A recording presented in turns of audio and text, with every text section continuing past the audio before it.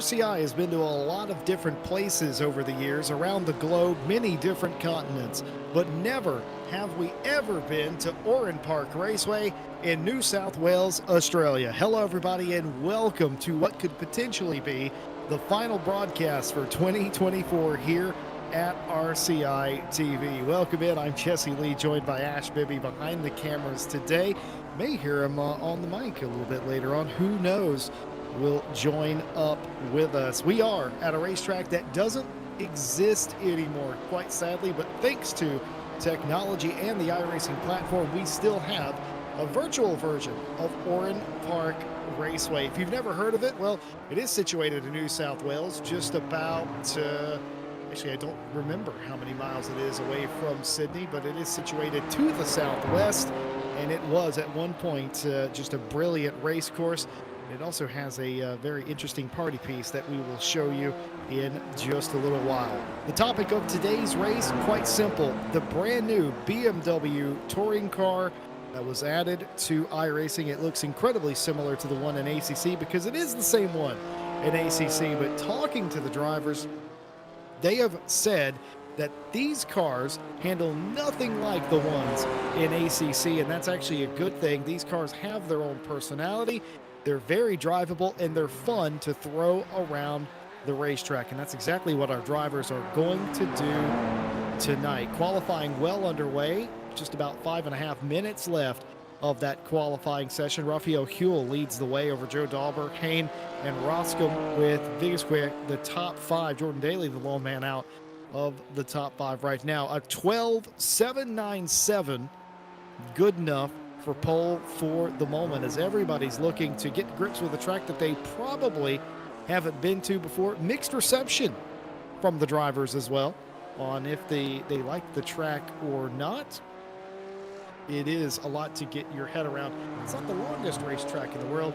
It is, however, a very technical one.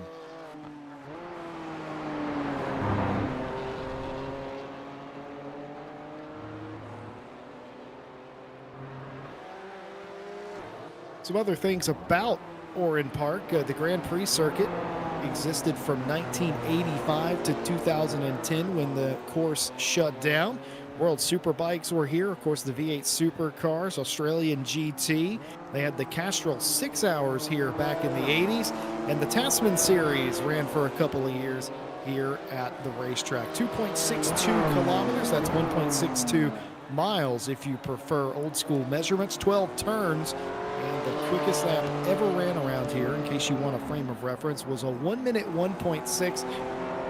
Tim Leah ran that in a Reynard 92D. That is a 2000 Formula car powered by a Holden engine. We won't get anywhere near that here today, of course, but one wouldn't expect to in an M2 BMW. What are these cars? Well, they are race cars, but they are based on the M2 production car that BMW makes. They're somewhat close to the road car. Of course, they've got suspension changes, safety considerations, a lot stiffer suspension, and the tires quite a bit wider than you would get on the standard road car. I think the wing might be standard, though. I think that might be the wing you just get on an M2 competition car. So all those things considered, a pretty nice little race car. And sort of across the board, as I said, drivers enjoying this car compared to its ACC counterpart. So nice quality there. Take you around a lap with Jordan Daly as he looks to fight up the field. He's got inside the top five. And this is down the front straight here. This track, most of the time, goes counterclockwise, but you'll see that it doesn't always do that. Turn 1 and 2, down into turn number 2, nearly a hairpin as we go under the Yokohama Bridge. And we'll go to the right here, turn number 3, as we'll go back up a hill after this corner. Nice and wide there, late apex, because turns 4 and 5 is sort of a double dog leg here. We continue to rise up the hill. It doesn't look very big, but here, a huge rise. Yes, folks, this track is a figure of 8 through turn 6 over the bridge and back down the hill a little bit and off the racetrack just a little bit there, down into 7, as Daly's going to go ahead and abandon that lap. But beyond that, turn 7 and 8, an S section, 9, 10, and 11, another S and 12, does I would say a 45-degree turn back down the pit straight. Pitting occurs off of the turn 12 apex.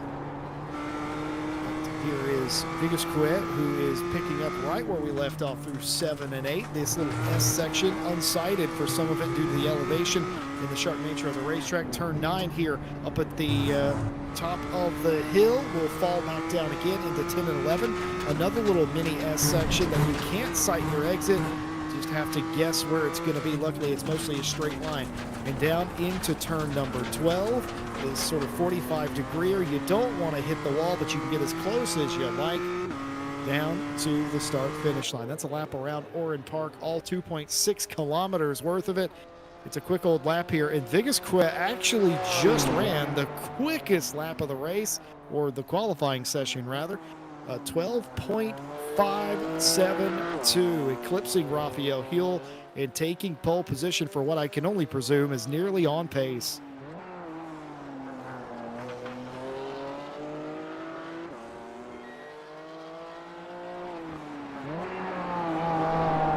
Ball field here, end of the year. We did have 10-plus signups for tonight's race. We can expect 7 to 8 cars on the racetrack tonight, but nice tight packed action. Should provide quite an interesting race nonetheless here. Get yourself into trouble here at Oran Park. I can guarantee you that. You can wreck off here and wreck off forever if you get caught in the wrong place.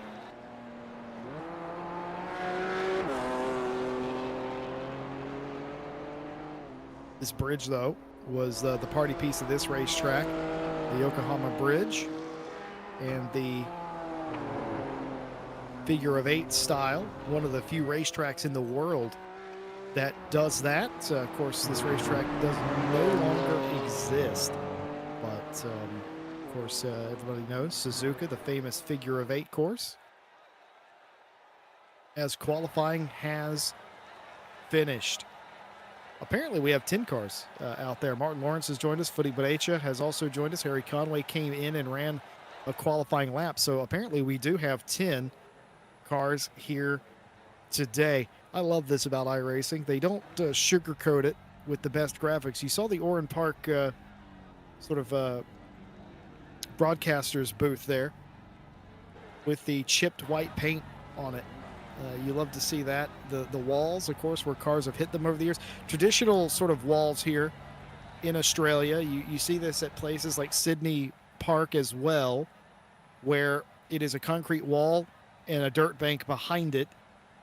That sort of thing has been depreciated around the world, but you could still find it in some parts of Australia. Cars behind the pace truck doing their final preparations here tonight. We're going to do 2 20-minute races here. For those of you that were with us for our previous iRacing series, this will be very familiar with you.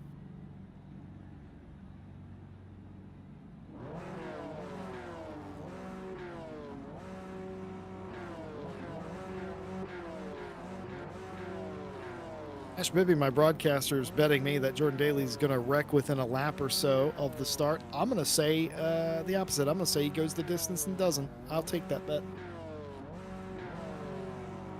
I think he goes the distance. And I think even more than that, I think he finishes inside the top 5. I think Martin Lawrence comes through the field, maybe gets a podium here tonight in race number 1. 2 heats, 2 20-minute races. No championship, nothing else on the line, no points. This is for bragging rights and for the win, or wins, I should say, of the last televised RCI race of 2024.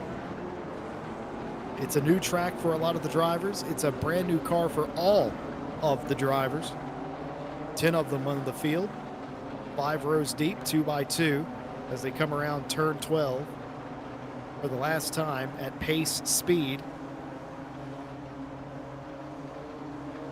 Green flag The pace truck will turn off, and we will go green. We are green at Oran Park here in New South Wales. A clean getaway for Vigas, Quay, Raphael Huell finds themselves in a spot of trouble. Hayne and Daly all looking to make up a spot there and suddenly clear. Huell and Hayne going off of the racetrack. They're all off. All the leaders are off. Oh my goodness, Vigas, Quay overcooks it, but so does Hayne and so does Raphael Huell. Joe Dahlberg goes into the lead. Jordan Daly, Ted Edwards the top three. Martin Lawrence has went from last to third. Ted Edwards give up a spot to Lawrence now. Contact there between the drivers in the mid-pack. Roscom and Brecha fighting over a spot as they have somehow survived the opening couple of turns, but they're still side by side.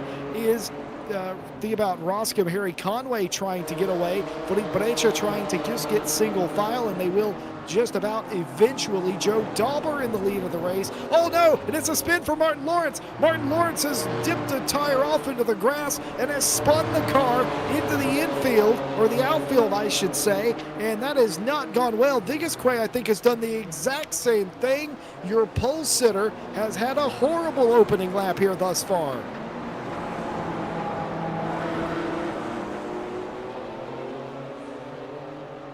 Joe Dahlberg leads it over Daly and Edwards. Let's take a look at what happened here on the initial start. The start itself was fine. Turn one was okay, but just couldn't get it break down into turn number two. And that's Vigas Quay, your leader off, Huell off, the 66 as well of Hayne. All of those cars off. This is Vigas Quay. We didn't see this, but he's going to do, I assume, oh, he didn't do the same thing that Martin Lawrence did. He had no control over that car. You could see the sparks coming out of the rear end housing of that car, which tells me something on that car is broken, and clearly you could see it. The tire was locked up, and I would hazard the guess it was like that prior to him making the second trip to the wall with how hard he hit the outside wall of turn number two. As more cars have fallen victim here. As far as I can tell, they're all still on the racetrack, though. No, they're not. No, they're not. So all the cars are off of the racetrack. Vigas Quay has made their way into the pit lane. That was as if they were starting on ice. They just all overcooked it into turn number two. We saw when we rode on board with Jordan Daly that turn number two is, it's almost like a 45-degree turn, but you're already turning left, and if you mess up your braking point in between one and two, there's just nowhere to go. The top three all off. Dahlberg continues to lead Daly, who hounds the leader of the race. Ted Edwards up to third after the incident, and brakes just absolutely smoking, and the tires as well for Joe Dahlberg. Jordan Daly will take notice of that. He's not doing that. Why is that important? Well, a smooth car is a happy car. Dahlberg trying to get everything he can out of that machine. But Brecha has caught Ted Edwards a little bit. Less than a second between those two now, about a second exactly between Dahlberg and Daly. Brecha continuing to race in the spirit of the season with the Christmas lights. There was some debate a few months ago. Did he bring the Christmas lights car out a little bit too early? A couple of Scrooge McDucks around here. My broadcaster being one of those, Ebenezer. This race being brought to you by Ebenezer Scrooge himself, apparently. But, as it is the middle of December, happy holidays to everyone out there that observes and celebrates. Certainly Philippe is doing exactly that, but he's gone off the racetrack here, and Harry Conway snuck up the inside. Caught him napping there. Oh, that's actually Theobald Roscom. Excuse me. That's Theobald Roscom, not Harry Conway. That's come up the inside. Theobald up to P4 now. Harry Conway is in this pack. He's just not the car who made the move. There is Harry Conway there.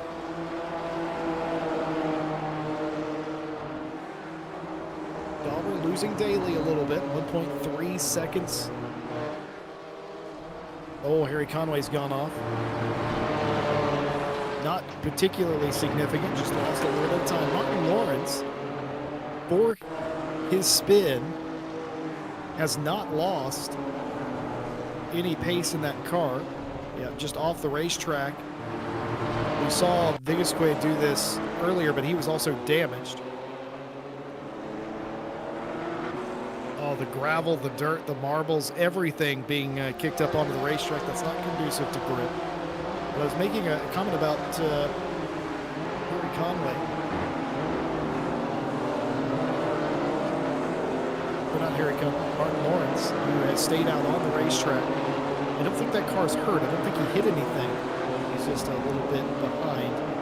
Something happened to Jordan Daly in turn 2 this time, as he lost a lot of time. I suspect he ran off the track wide a little bit. He lost about 2 seconds the gap. Looking at a 3-second gap there. Ted Edwards, though, none the closer. About Roscoe now putting pressure on Ted Edwards for the final podium position. Martin Lawrence is closing. That was my point, that I don't think they were any worse for the wear for their spin in turns 7 and 8.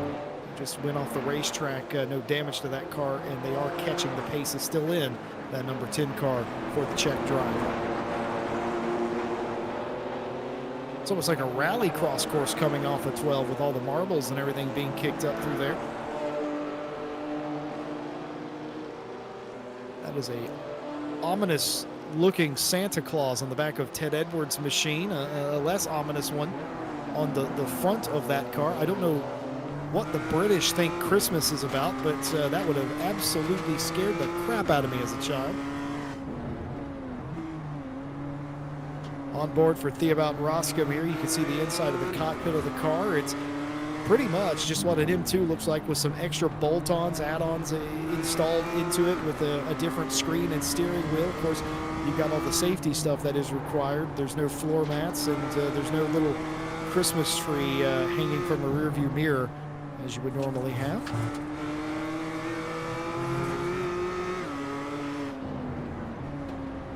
Ash Bibby's saying that he would have a Yankee Candle scented thing in his car.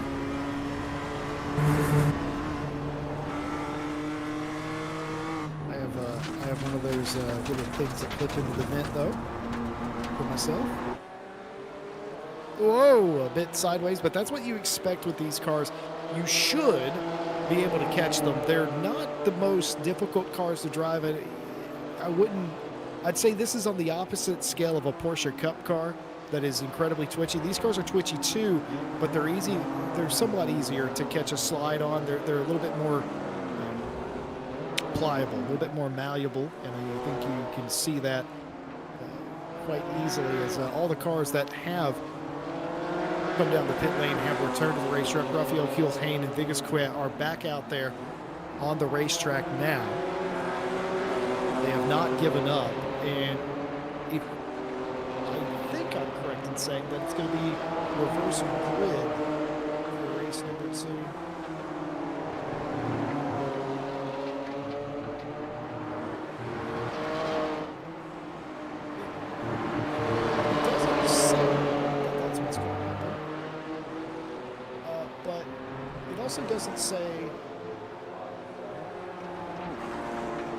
Doesn't say that it's not going to be. Harry Conway's gone off, though. Oh, huge slide there. Oh, huge dab of the brakes. These cars cycle their way through, and shades of Martin Lawrence. A huge slide, but no further damage. Conway didn't even lose a spot. Martin Lawrence was still 10 seconds behind.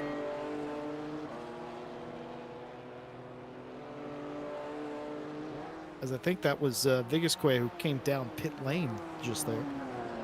Further attention to that car, but no damage done to the 69. The only damage done, of course, on the Delta.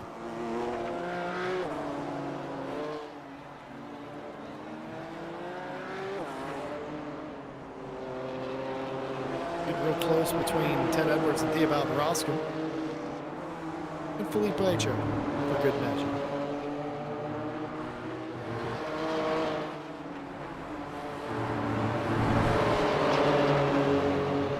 Losing touch with Joe Dauber here. Joe has seen the seas part, as it were, and has taken full advantage of that. I'm going to assume this is reverse grid. Oh, wide here. This is very wide from Ted Edwards, and it's going to mean the position will be afforded to Theobald Roscom. Can Felipe Brecha do anything to gain a spot on Ted Edwards? Why he's vulnerable here. The two Christmas cars together, and they got to be very, very gentle about this. Otherwise, somebody is going to get some coal. Brecha using all of the track limits there. The track bounds, I should say. The track limits is the green stuff. Automatic penalty applied by going off here in the form of, well, going off. But he used every bit of the road at the exit of 1. It's a great effect. Now he's staring at grumpy Santa Claus. That's what Santa probably looked like coming to my house as a kid.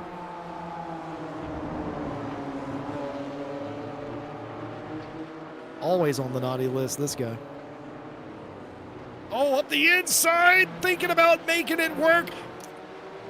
Brecha eventually gives way. Ted Edwards afforded him space, but only just, and they continue around. All this good news for Roscom, who is driving away a little bit. A huge wiggle there from Edwards. That's not going to be good. Brecha should have a run, but doesn't. Didn't quite get a good enough run off of 12.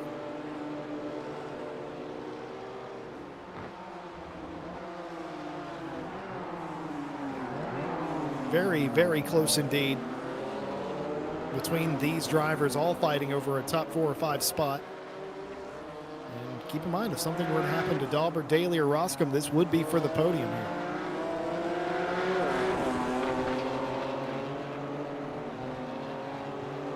A couple of incidents that have happened. Biggest quick pit lane. Now, was there a further accident, or was there just a highlight of him coming out? So that's a second pit stop for Vegas Quick. Trying to get that car right. Might learn something for race number 2. Oh, no, he does go off a little bit there.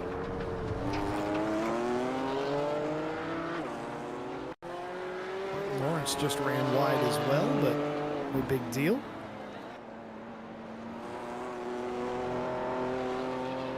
Hard racetrack to get your head around. So many blind turns.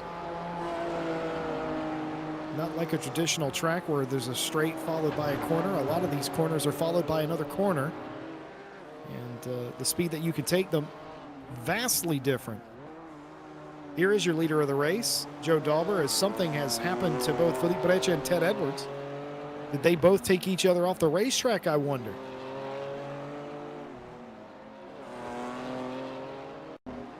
We're going to see, going back to turn number 2, Ted Edwards had gapped. Or Ted Edwards had been passed, exactly is what happened. Ted Edwards was passed by Felipe Brecha. We didn't see that. Ted Edwards was behind. Harry Conway now involved. Wait, nope, excuse me, that isn't Harry Conway. That's Haney, excuse me.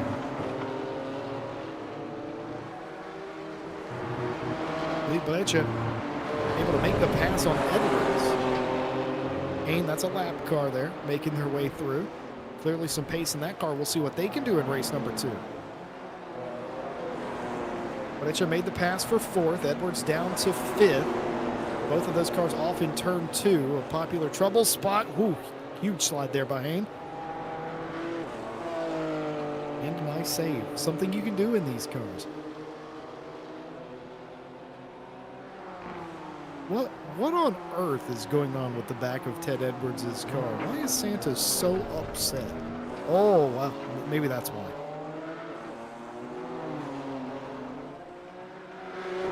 Martin Lawrence off in turn number 1 this time. Oh, the car very slow is the number 10. And he's taking that car to the garage. Now, he didn't make it to turn 2 before he went off, so what happened here? Oh, he just overcooked it by a mile. What can Brown do for you? Well, it can maybe put you on reverse pole for race number 2, providing it is reverse pole. Oh, car off. It's Ted Edwards. Grumpy Santa's gone off, and another popular trouble spot, turn 7. He got out of sorts before he even got there. unsettled the car and wrecked off into Narnia. Another Christmas reference. I love it. I'm on it today.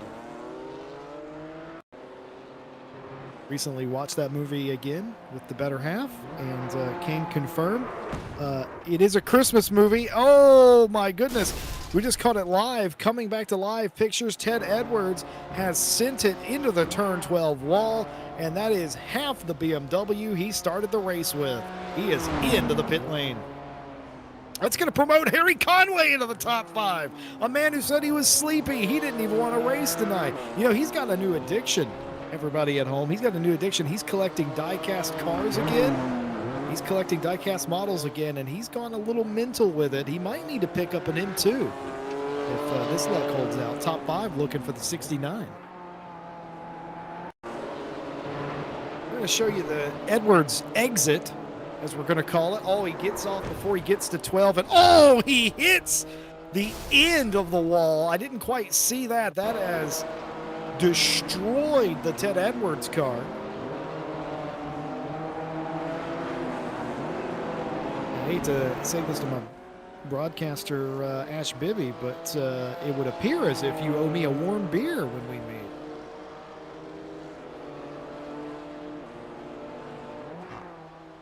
Oh, he's going to buy me whiskey as well. I haven't had whiskey in so long.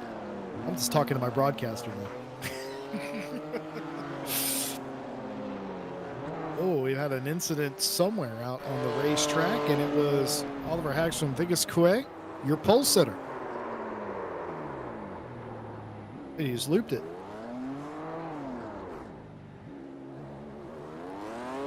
I don't even know where that is on the racetrack. Oh, that's coming, okay, that's coming through 6. He was coming through 6 and just looped it on the uphill section. Easy to do that on parts of the racetrack that are unloaded, unsprung.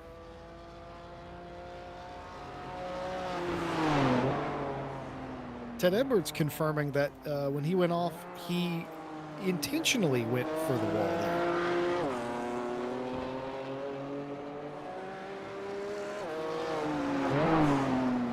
We have seen drivers do that in the past. 2 minutes 30-some seconds left in the race today. Of course, we do have a second race coming up. Don't go anywhere. Because I think we're gonna flip the grid and do it again.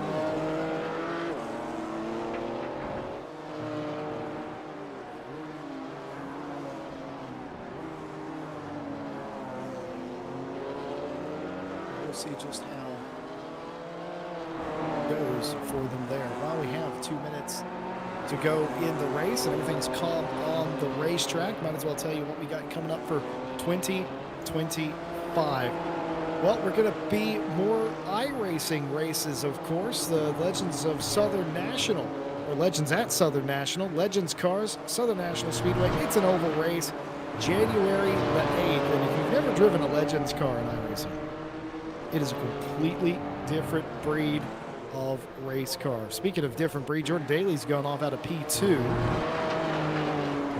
Looked fine. Does he just get over the curb? Yep, that's very similar to Ted Edwards, and he's going to Duke boys his way into the humongous infield here.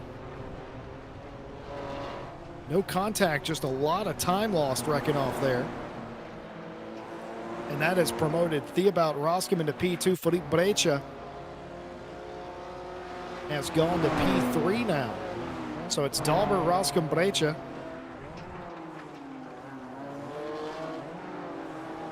Yeah, you said the first couple of laps. I also said he was going to finish top 5, and he's still doing it.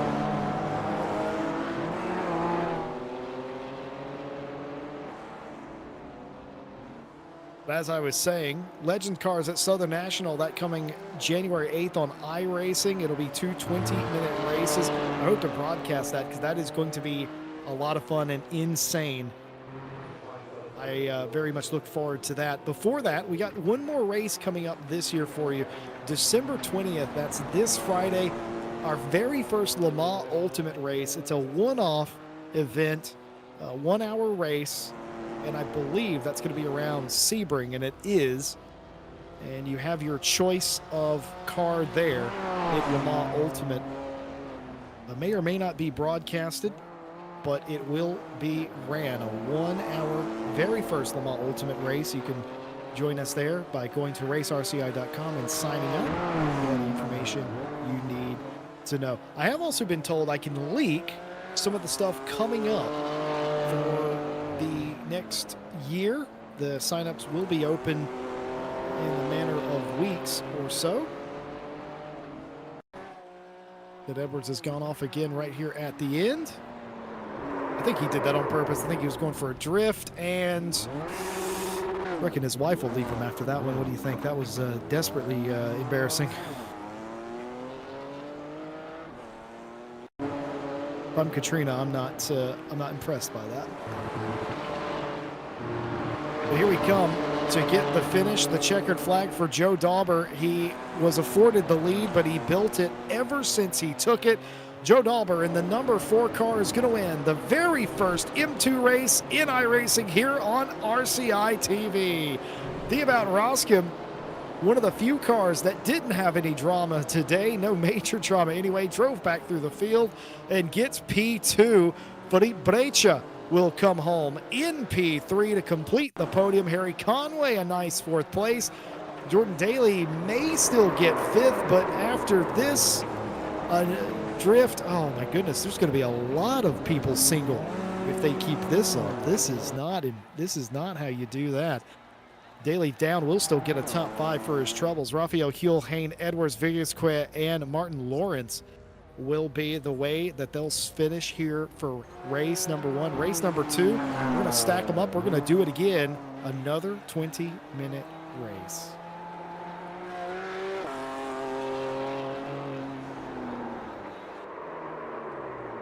Other things going on at RCI in the new year. Keep in mind, LMU is this Friday. It's not next year. So if you want to get involved in the very first LMU race here at RCI TV, go to racerci.com. That is this Friday. Everything else I'm talking about is next year, including the Deutschland Masters Season 2. Signups will be open on January 6th for that. There's also a Monday GT2 Championship one-off. That is on January 6th. Night Owl Season 20 in the new year as well, also confirmed. And don't forget about the IMB 6-hour community series that will return on January 11th as well. A lot of stuff planned for the new year, stuff still to come this year as well.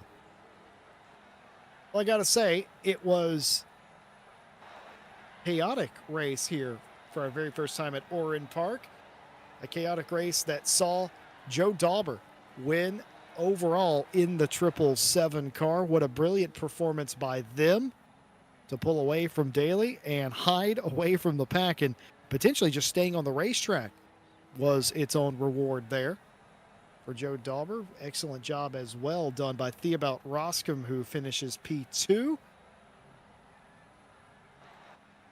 And where there's a will, there's a way, and where there's a way, there is Felipe Brecha, who took the final podium spot.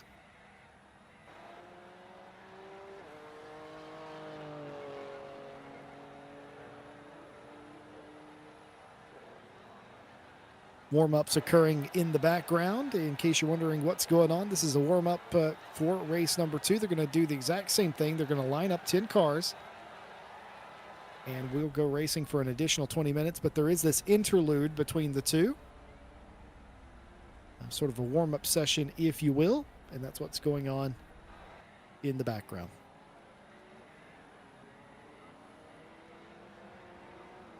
I don't know what it is, but something has amused my broadcaster.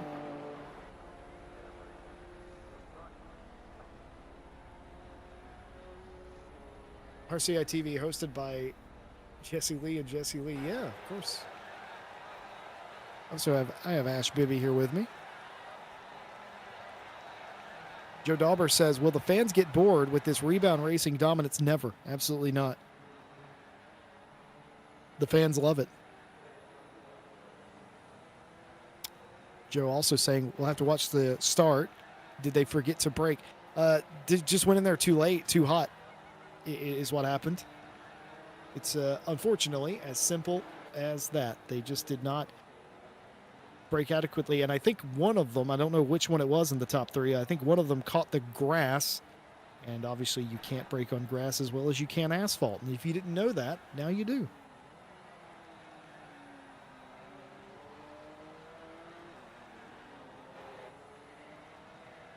While we're waiting for race number 2, let's show you what happened in turn number 2 on lap 1.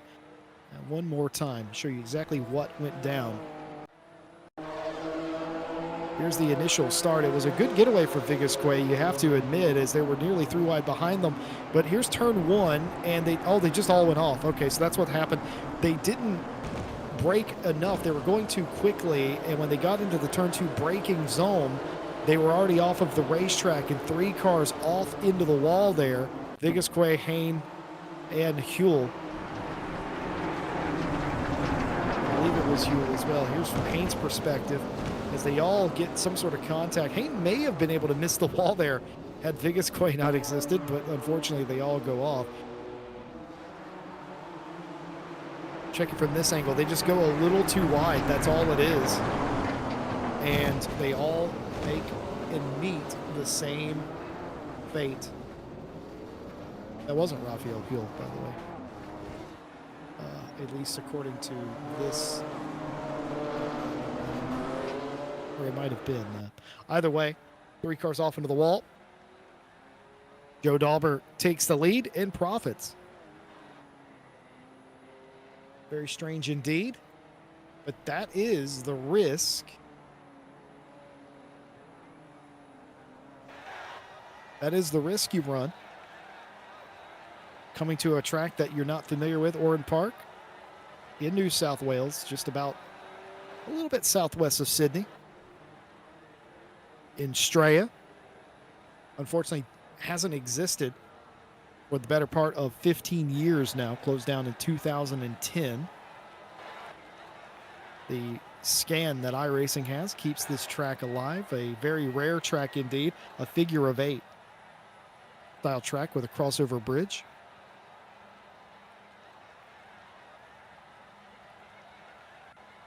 Daly's never heard of brakes. And that's quite interesting. Maybe the secret to his success that he's had in several of the championships. I feel bad for that lone tree out there in the middle of nowhere. That is the world's saddest tree. They used to have one of those at VIR, as I recall. It was cut down at some point. Daly, if you're watching this back on repeat, I just want to let you know these replays of you not braking appropriately brought to you by your good friend Ash Boomer. You know where he lives. Thank him in person. Tim Peck says that the wall thumps are oddly satisfying. I think Tim Peck is a masochist. But then again, I've always secretly known that.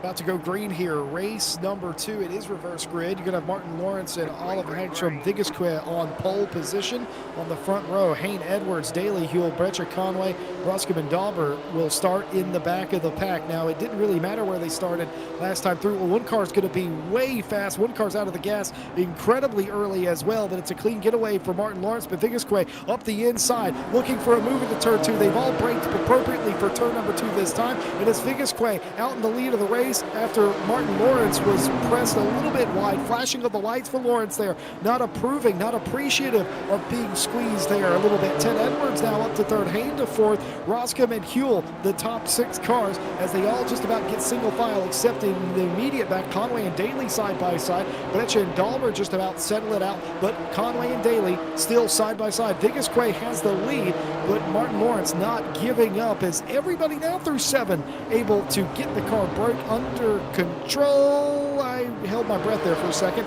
and they're still side by side fighting over this one spot. That's very, very good driving. The complete opposite of what we saw in race number one. One car off of the racetrack. It's going to be a slide. They're not going to be able to catch it. The one car, the two car of Jordan Daly, they're going to catch the dirt, and they're going to rejoin. Oh, and that's very scary indeed. That was very scary. That was, oh my goodness. Carlos Sainz, everybody. Jordan Daly does rejoin. No worse for wear. And that's that splitter or part of the bodywork bottomed out. I think Daly's going to be okay, honestly. Nobody hit him. He didn't hit anything. As long as the terrain wasn't too violent on the underside of that race car, I think he'll be all right. Woody Brecha, though, trying to make it work around the outside of Rafael Huel. Oh, it was Huel in the terminal incident earlier. You have to apologize, or we have to apologize, I have to apologize. The car numbers that they would normally run, that's not necessarily how it always works here in iRacing. Sometimes we're throwing a dummy here. Rafael Huel happens to be one of those driving the 6 car. Completely throwing me off. But nevertheless, Felipe Brecha wins that fight for P7. Fight for the lead on Vigasquez. Took the lead on lap 1, turn number 2. Martin Lawrence, though, has closed the gap as we disappear behind the garages. Nope, no move there for Martin Lawrence. He's going to try a wide arc. That's very dangerous because if you get it wrong, you can really get it wrong. Haynes off the racetrack in turn number 2. Overcooked it a little bit. He's going to fall outside the top 5, down to 8th place now.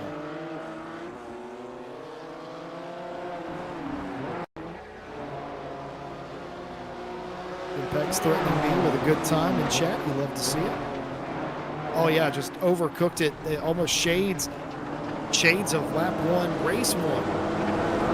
Right behind another car, overcooks it. He loses a ton of spots, was inside the top 5, now in 8th place. No damage though.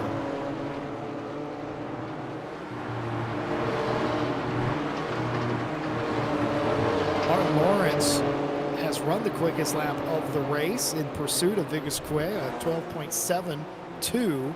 The Vigasquez is 12.78. By far and away the 2 quickest cars on the racetrack, quicker than anybody else by a full second or more. Well, with the exception of Joe Daubert and Hayne. Jordan Daly ran a pretty decent lap as well. The problem with all of that, those cars near the back of the field. Oh, look at this spicy fight. Roscom trying to do it again to Ted Edwards. Ted Edwards giving space to the inside, but hanging around the outside. Now this will become the inside for Ted Edwards. Has he done this right? Has he figured this out in turn 3? I think he has, and he will have the advantage. They're going to be rubbing and banging. Santa Claus will not be pleased. Cole in the stocking here. While Theobald Roscom maybe, as Roscom's making it work around the outside as they head over the Yokohama Bridge. What a brilliant fight, as now they're starting to stack up behind him. They're still side by side. Ted Edwards still not giving up. There's the spirit of Christmas. Old St. Nicholas showing itself here in Australia today. And Roscom may just get clear, and he does. What a brilliant fight for half a lap there. Theobald Roscom, your winner, up to P3.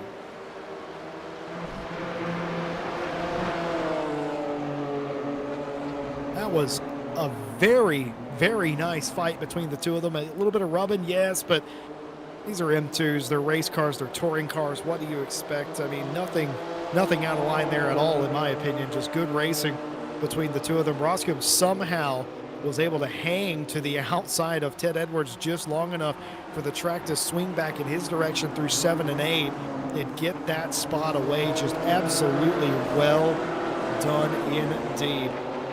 Meanwhile, what that's done is it's stacked up everybody behind him. Conway, Huel, Brecha. Hayne has rejoined this fight. Made up a little bit of time himself. That's the 66. Joe Dauber also in the background in this fight as well, where maybe he doesn't want to be in this fight. Let them sort themselves out just a little bit because they are all over each other. Brecha almost like a cork in a bottle right now. To the inside did Joe Dauber there on Hayne. Nothing doing, has to fall back in line. say it's settled down, but that would be a complete lie. Nothing settled. Nothing settled down.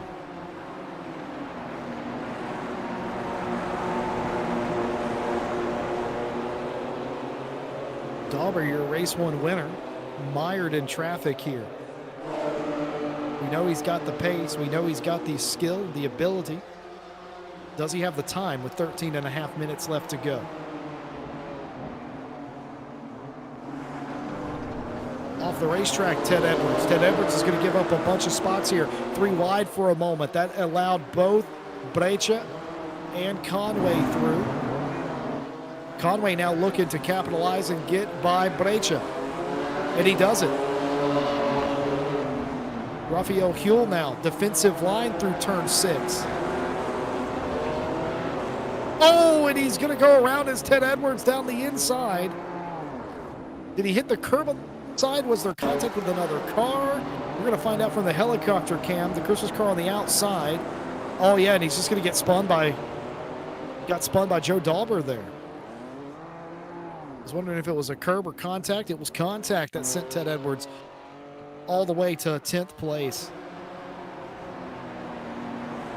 And Edwards will be none too pleased by that. Last couple of laps on the trot. Vigasque has lived in a different postcode. Martin Lawrence responds with a good lap time of his own. Both in the 12-second 0.7 bracket now again is Vigasque and Lawrence. Hasn't been true for the last couple laps, but now order restored. The bleeding stopped a little bit for Martin Lawrence. Close quarters racing there. Breccia and Conway riding on board. Harry Conway looking at the dazzling Christmas themed lights of Felipe Breccia, fighting over P4.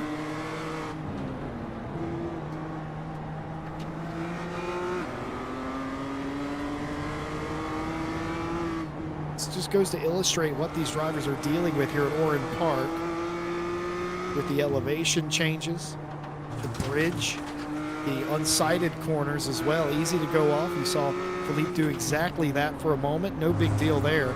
But that has compromised this entire section of the racetrack, and that has allowed Conway to sneak back in just a little bit. Even worse when you're following a car through some of these corners. Can't see it. You just have to feel it. Thibaut Roscom's off. Roscom's off. It wasn't contact or was it by themselves, but they're on the outside of turn 12. And I think this is going to be all by themselves. They recover on the racetrack, but they have dirty tires and they can't turn. The car spins and he has to sit and wait for the train to go by. Now Breccia's off. Felipe Breccia, who just inherited P3, has gone off the racetrack as well this time in turn number 2. Was the leader of this group and just overcooks it, and he puts a tire off, and then that removes all his braking ability, and that will allow 3 or 4 cars through. Martin Lawrence in P2, of course. Harry Conway up to 3rd. Huell, Hayne the top 5 now. Effectively, Conway, Huell, Hayne, and Dauber all fighting over P3. Breccia has not lost contact with this group. Thibaut Roscom brought his car down to the pit lane. Now there is no required stop, so that was an elected stop. Now I wonder, I'm going to hazard the guess, after doing some iRacing myself in the past, that cooked the tires, that one spin, and he has not wanted to drive on those tires for the next 10 minutes. I think Roscom has elected to come down the pit lane and get those very hot tires off of that race car.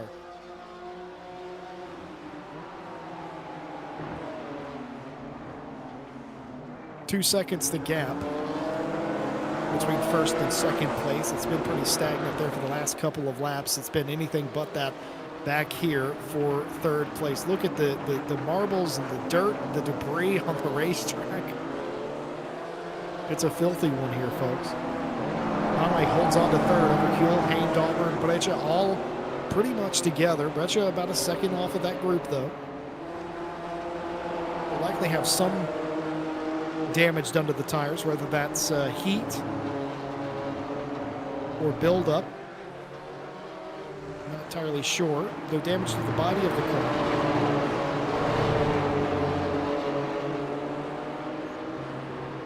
So So four-way fight, that's for certain for the time being for third place. Conway trying to get one last podium for his 2024 campaign. Vigasquez trying to get a win here. Martin Lawrence trying to cap off what has been a ridiculous year for the Czech driver. Dominated Monday champs. Podiums, wins in just about everything else, whether it's endurance or sprints, doesn't matter what sim it is. A potent driver for sure. One of the nicest individuals you'll ever meet, that Martin Lawrence, until you make him mad. But then again, who isn't?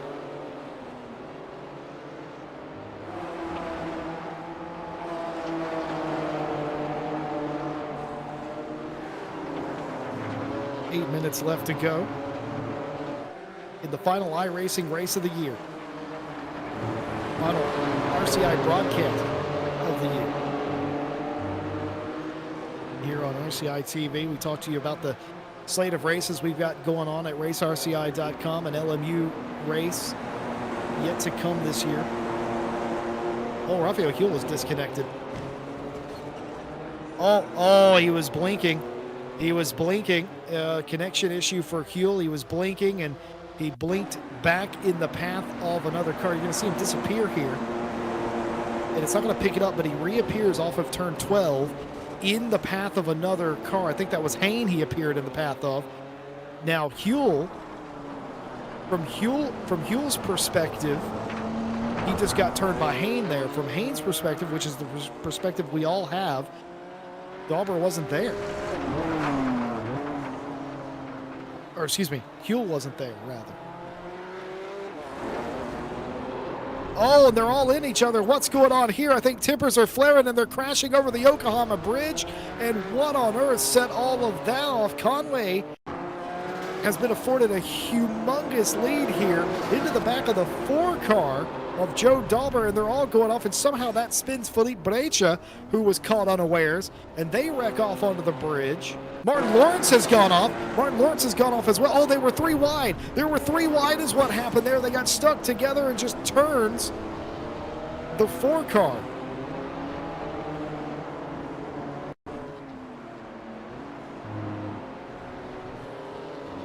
Martin Lawrence has gone off in turn 12, just loops it there. You get to keep P2 because of the gap that he had. Oh, he hits the wall there as well. That car is out of control almost. So Joe Dauber into one of the cars. I don't know who that was. Was it Ted Edwards maybe? It was Hayne. I'm being told it was Hayne.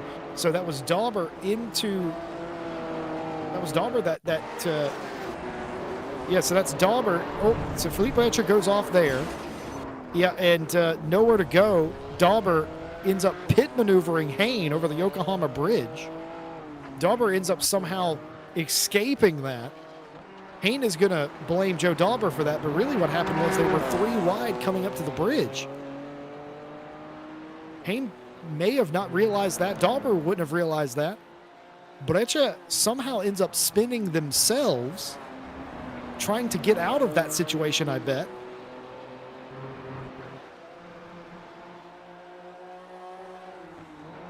And somehow that has reset this fight. Ted Edwards versus Felipe Brecha, who we saw earlier on. The only driver that really paid with that wholeheartedly was Hayne, who was caught blissfully unaware of the situation. And Joe just didn't have anywhere to go. He was already up against the wall, and the way that it works in iRacing sometimes the cars just kind of get stuck together. And that's certainly what that looked like. Tires filthy on some of these cars off of some of these corners because of the dirt that's been dragged onto the racetrack. So we have Oliver Hagstrom Vigasquez out in the lead of the race. Martin Lawrence P2. After his spin, he still holds on to that spot. He did make contact with the wall slightly. So we will pay attention to the gap between him and Harry Conway, who has been afforded a 6.9 second gap, a very nice gap indeed. But more importantly, 2 seconds behind Martin Lawrence for P2. Breccia looked to make a move into 8 and 9, didn't. Joe Dauber out by themselves in 4th. Edwards, Breccia, this is the fight we're looking at here. And nearly everybody else has either been to the pit lane or has been put into the shadow realm at some point. Looking down to the inside of 1. This is dangerous. You got to get the braking right because it does change, but he looks like he's just about timed it, trying to do the crossover move here as Ted Edwards, and he won't have an ability to do that. An excellently executed move for Breccia puts him back up in the top 5 at least. That will put Ted Edwards down into 6th.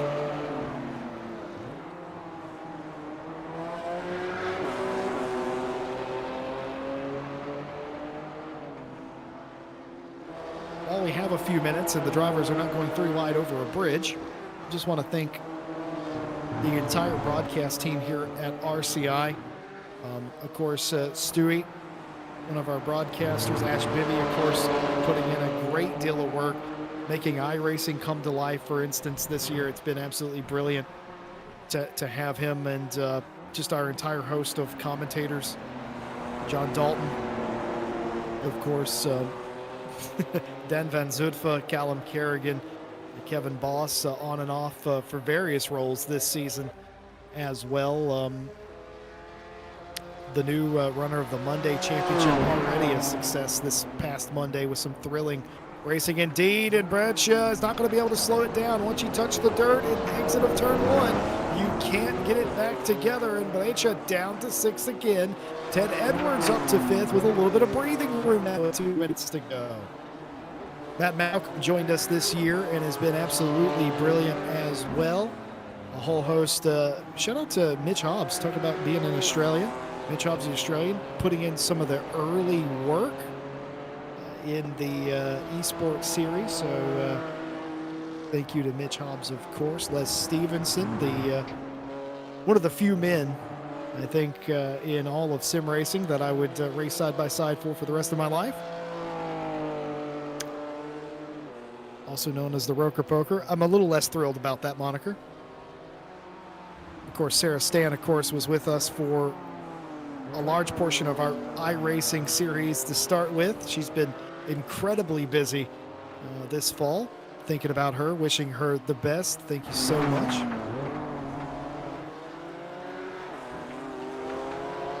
A whole host of other people that I'm surely forgetting. Of course, Tim Peck was with us for a few times as well this season, or this year, I should say.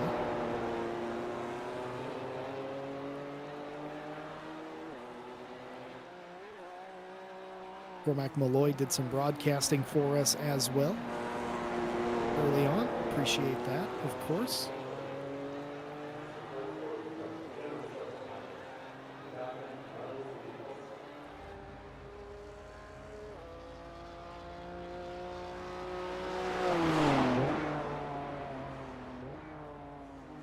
Last lap of the race, and for how bad it started out for Oliver Hagstrom Viggesque, it has been the opposite here. Had some work to do, had to take the lead from Martin Lawrence, had to withstand a few laps of being tested, and has done exactly that here as he comes over the bridge, or will do for the final time.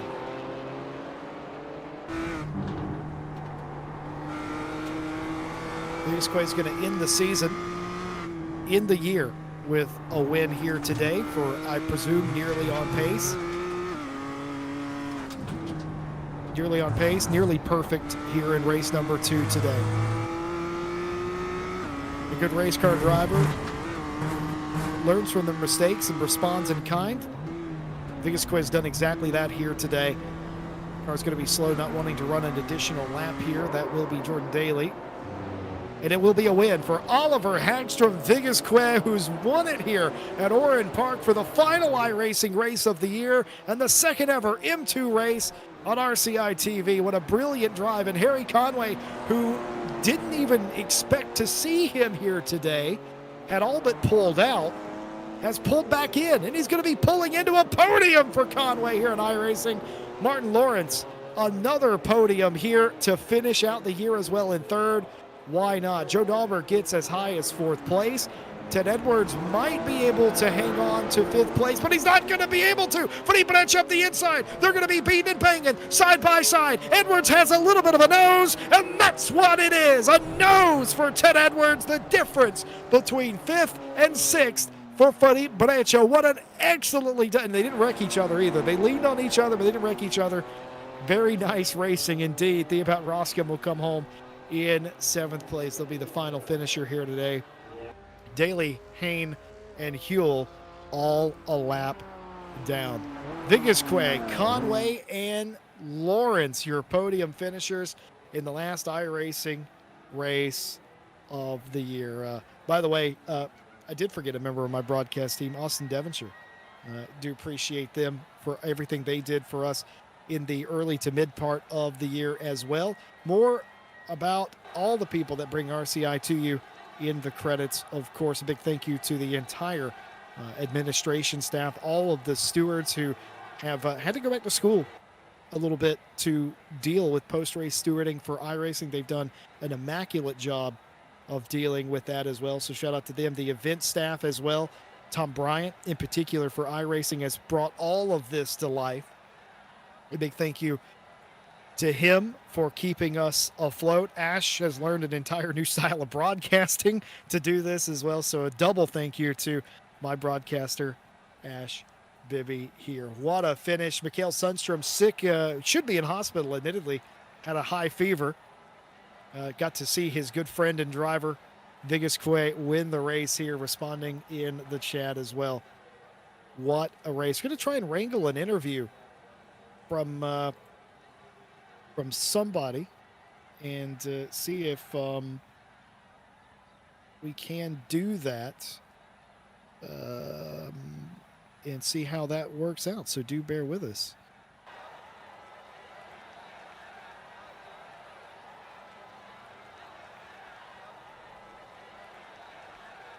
We're going to try and bring up some replays while we're at it here today. This is the three wide situation. So, yeah, Dahlberg was down the inside of Hain, and then Breccia tried to make their way to the inside of them, and it all just come undone here. Oh, yeah, okay. So I don't know if it was the contact that spun Philip or if it was that sort of divot where the concrete goes away. There's a little bit of both, I think we're going to go with there. A little bit of both. And yeah, that looks horrible for Joe Dahlberg, but I don't think that's his fault. I think he's going for a move. I think it was complicated by the three wide. I think that's good hard racing gone wrong. Rather unfortunately is what happened right there. Now that might have been a little bit of Joe Dahlberg's fault. That one, that might have been a little bit more cut and dry, but hey, I'm not a steward today. We are joined by Oliver Hagstrom, Vigusque, and before we talk about your victory, we're going to talk about the embarrassment that was turn 2 on lap 1 of race 1. Oliver, what happened? Yeah, talent happened, basically. The three leaders all ran out of talent at exactly the same time in the same corner. I think I ran out of talent and people were following me off track. But no, I don't know. It's you sort of need to break it very specifically, and it was a little bit less grip than I thought, and then it was just a passenger from there. Because if you lose grip while braking, you don't get it back. What gave you confidence to come into race number 2? You knew you were going to have to race at least Martin Lawrence on the front row, and you're going to have to get by them as we watched a replay of lap 1, race 1. But you had to do it all over again. You knew what you couldn't do, but you still had to race Martin Lawrence. You ended up winning that fight. I mean, at what point do you get comfortable in race 2 knowing that I can probably win this? Knowing that I've done basically everything I could wrong in the first race, so it shouldn't go wrong in the second one. You've used up all your bad luck. Only good things can follow, yeah? Yeah. Basically, no, but I've been doing quite a lot of practice, and I knew I had the pace, but The first race, everything went wrong, and I was like, yeah, I'm just gonna take it easy and see what happens. And well, it happened. So yeah, that was good. Oliver, everyone always says you're only as good as your last race, and everyone always says they only remember the last race that was run. You have won the last iRacing race of 2024 here on RCI TV. That's huge. Not only that, you had to overcome adversity there to get the win in tow, and on top of that, I mean, what, can we see you next year maybe on some more iRacing? For sure. I've been enjoying iRacing for quite a few months now, and I'm not planning on stopping anytime soon. So yes, you will see me in 2025 as well. Shout out to all the people that you want to shout out. I would like to shout out Nearly on Pace and all of the amazing people we have there, and also shout out to the organizers of RCI and the hard work that they're doing. There you go. Nearly on Pace has been with us since, I believe, the very beginning, or near as makes no difference, the very beginning. And several of the Nearly on Pace drivers have had incredible sustained success, including Mikhail Sundstrom, Oliver Hacks from Vigus Quinn, now one of those drivers as well, winning our final iRacing race. Happy holidays, Oliver. Thanks for coming and talking to us, and congratulations on winning the final race of the year here at Oran Park. Thank you very much, and happy holidays. Happy holidays indeed. I don't know if that got picked up on the broadcast, but it's a little phoned in clapping action there. Well, with that said, it's just about it for us for this year. Of course, if you want more racing action, we've got one more for you for the year, and it is in hold on a minute. Did I not? No, I did. Just making sure I was covering myself on the back end here. But we got one more race for you for 2024. Our very first Le Mans Ultimate race this Friday. And you can be in it. Go to the website, racerci.com, check out and sign up. We will have a race there, and that will be it. But 2025 has a whole slate of races that are either already open to sign up for or will be open to sign up for in the new year. On behalf of everyone here at RCI, we wish you the warmest of holidays. We wish you very, very good, happy New Year's. And for me personally, thank you all for being with us on this journey for 2024. It's been 4 or 5 years we've been doing this, and we're happy to be back with you for another one in the coming year. Normal broadcast resumes the second week of January. We may have a race in between there, but normal broadcasting resumes the second week of January. Until then, everyone, do take care of yourself, your loved ones. Have a lovely holiday. And if I don't do this, Ash Bibby's going to kill me. Ooh woo. Bless you all. You ready? 3, 2, 1, go. Get behind the wheel, let's go. Grip the road, feel the flow. Thunder roaring, steel alive. Live this dream and drive. Tires burning with gasoline. Push the limits, chasing green. One shot, don't slow. Go on, we'll take control. Engines scream alive tonight. Blazing past the red line. Outrun the night, won't lose this fight. Follow the road, red line for show. We're chasing taillights, don't let go. Under the stars, we'll go so far. This is who we are. Chasing taillights. Chasing taillights. Chasing taillights. We're chasing taillights. The miles they fade, but they don't die. Faster now, the hours fly by. Sweat and gears, hearts in sync. On the edge, on the brink. Clock ticks down, stakes are high. One mistake, we kiss us goodbye. Don't slow down, we're not done. Finish line for the strong ones. Engines scream alive tonight. Blazing past the red line. Outrun the night, won't lose this fight.